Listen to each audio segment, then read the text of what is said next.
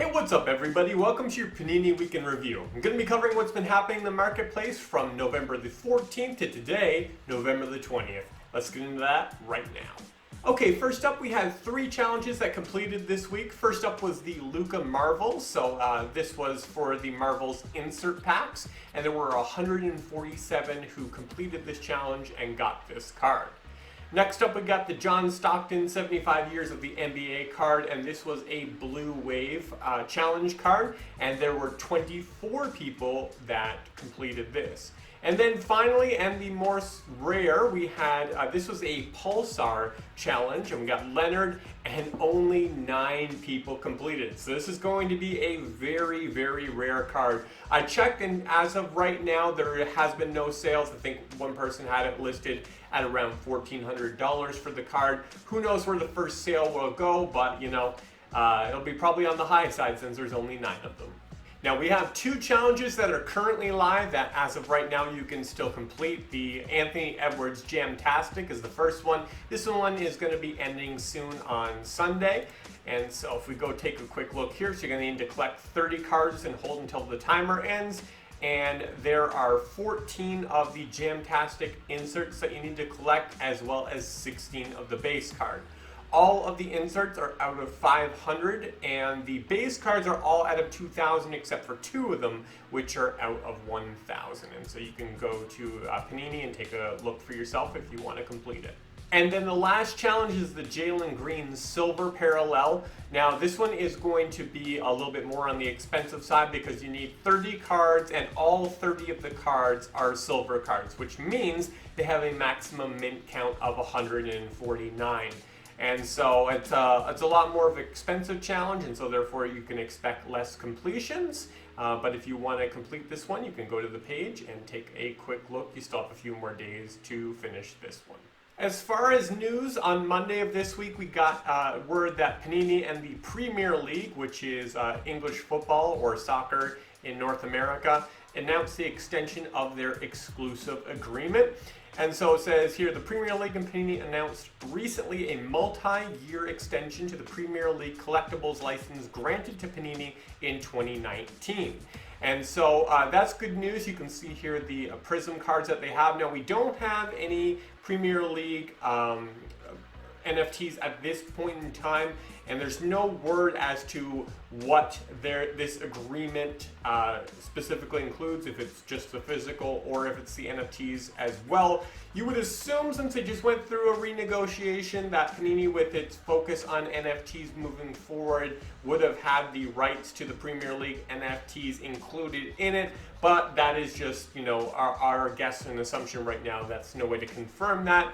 But hopefully we will see Premier League NFTs in the future. Now in the rumor category, I thought I stumbled on something pretty cool. I posted this tweet. I said, wait, what? Did I just stumble on the leak date for Panini UFC Chronicles? And I said, from the official UFC Discord under the NFT section, if it's truly coming in 2 days, I'll be so happy. My select bags are full, ready for Chronicles. So this is the screenshot that I posted. Says they have this channel here called NFT Drop Schedule, and this is the official UFC Discord channel, and they have the bot say on November the 3rd. So this is quite a while ago, because this is posted on November 17th, and this is November 3rd.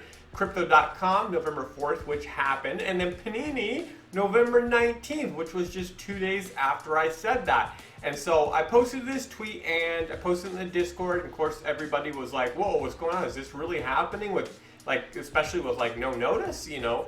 And so one of the reps, Brett from Panini, said that this was an older date, and he can confirm that they're working on UFC Chronicles, but it's not happening on November the 19th, which of course is yesterday now. That was unfortunate, because I've been really excited and just can't wait for UFC Panini Chronicles. But we did get an update. The bot posted a new date. Unfortunately, it is quite late. Let's go take a look at that right now. So as you can see, UFC here with the green check mark. This is their drop page, and it says next NFT drops, Crypto.com on December the 11th. and then Panini on January the 31st, 2022. So looks like we got about 2 months till Chronicles. Probably. Of course, this just says it's a drop. It doesn't say it's Chronicles specifically, but it's more than likely. Now, on the physical side, Chronicles is already out. I think it's been out for, somewhere around a month now. And at least, when they announced what they've been doing for the UFC drops in advance, they said that Immaculate, which is their high-end UFC set, is coming out, I think it's December the 8th. I don't know if there's been any update to that, if it got pushed or if that's still going ahead. But it's just that if Chronicles is already out and Immaculate is coming out in December, and if we're waiting till the end of January for our next NFT release, does that mean that maybe we don't get Immaculate? We know that we're getting Chronicles because they said that they're working on that. So, does this mean that we don't get Immaculate? That is the question. I don't know. What do you guys think about that? Would you rather have less supply on the market, more spread out releases so that what we have is more rare even if we don't get every single drop? Or do you want every single drop that is on the physical side to come to the NFT side as well? Of course, there's positives and drawbacks to both. I mean, I do like the fact that, we have looks like we're only going to have the only UFC release in all of 2021. It's not like there's multiple ones to choose from. It's the only set, so it kind of, makes this set extra special. Not only the first, but the only one in this year. But at the same time, I'm aching for a new set. I really wanted both Chronicles and Immaculate, and so I got mixed feelings on it, but would love to hear what you guys think if you're anticipating this release too. Now, as far as packs that were released this week and earlier that are still available, we have the Silver NBAs that are available at $49.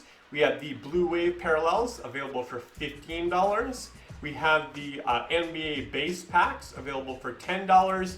And then on the older side, we have the Green Ice Baseball available for $99. So those are the older releases that are still available right now if you would like to get them. Now, the only pack that dropped this week that is not available are the Jamtastics.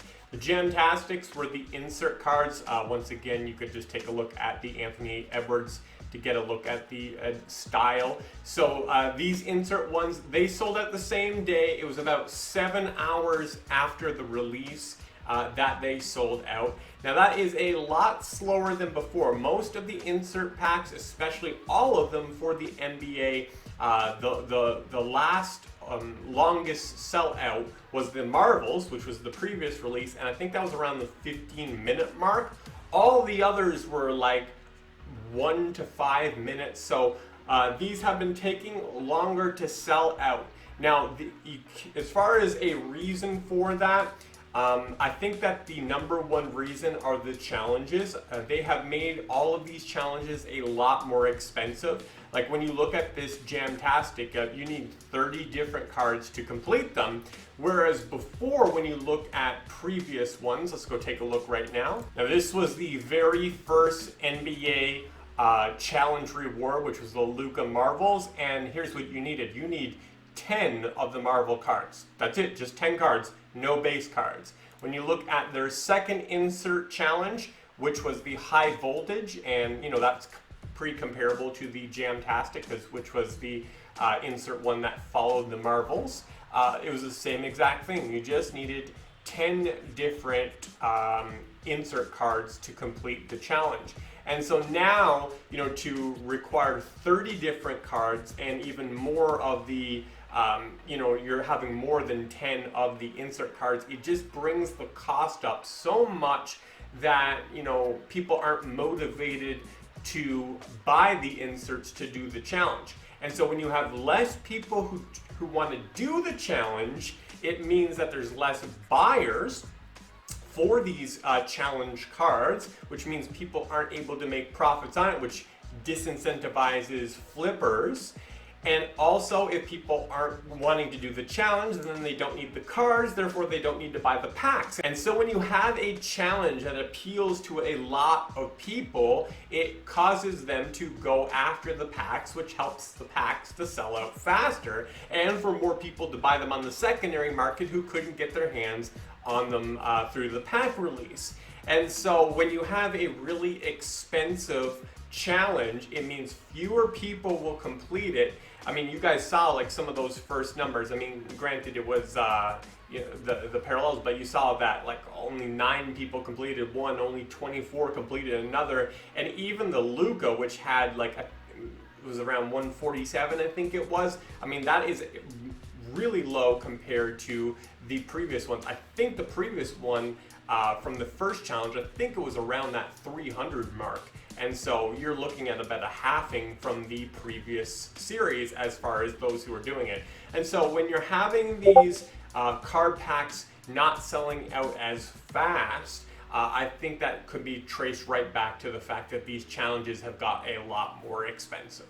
Now we've got 2 more NBA releases that are coming next week. First up on Monday, we got the NBA Hoops High Voltage. High Voltage is an insert pack which is going to sell for $15. And this has a limit of 10 packs per transaction. Previously they went down to 5, now they're back up to 10. I think that's in response to the fact that they haven't been selling out fast. And it's going to have 1 of the insert cards plus 2 of the base cards. And of course, like always, I'm quite confident that they're going to have a high voltage challenge card that's going to be associated with it. And then the second pack of the week is going to be on Friday. This is going to be the NBA Green Ice Parallels. Now these Green Ice Parallels are going to be out of 99. That is their mint count. And you can see right here, there's going to be 1 Green Ice Parallel, 2 of the Blue Ice Parallels, which are out of 499, 1 Pulsar Parallel, which is out of 299, and then 2 base cards, which have a maximum mint count of 2,000, but there are short prints there. Now, one thing we learned is that they are putting these 75th anniversary cards in some of the silver and green ice packs. In the silver packs, and by the way, if you get one of these 75th anniversary parallels, it will be instead of one of the base cards. Now, in the silver packs, they were in 1 of every 6 packs. But in the green ice, they're going to be in 1 of every 2 packs. So just keep that in mind. And finally, guys, to end our video, as we always do, let's take a look at some of the top sales of the week. So the top sale of the week was a Zion Williamson and Ja Morant 1-of-1 card. This is a dual laundry tag autographs, and it sold for just over $3,000. Now, looking at some other sports, the top baseball card that sold was the Ken Griffey Jr., Jared Kelenic, and Alex Rodriguez.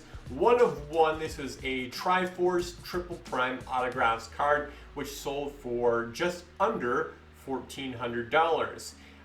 Top football card was a Mac Jones 10 out of 10 gold. This is the Panini Instant card, and that sold for $1,300. And then looking a little further down, we got a Habib 2 of 10 gold parallel card, and that sold for $800.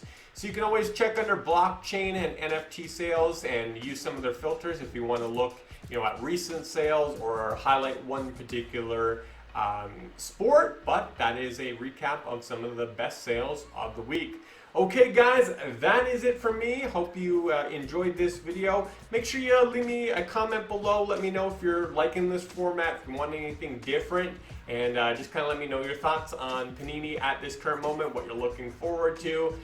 Are you happy with how the NBA Prism drops have gone, or are you a little disappointed or discouraged about some aspect? What are your suggestions for improvement?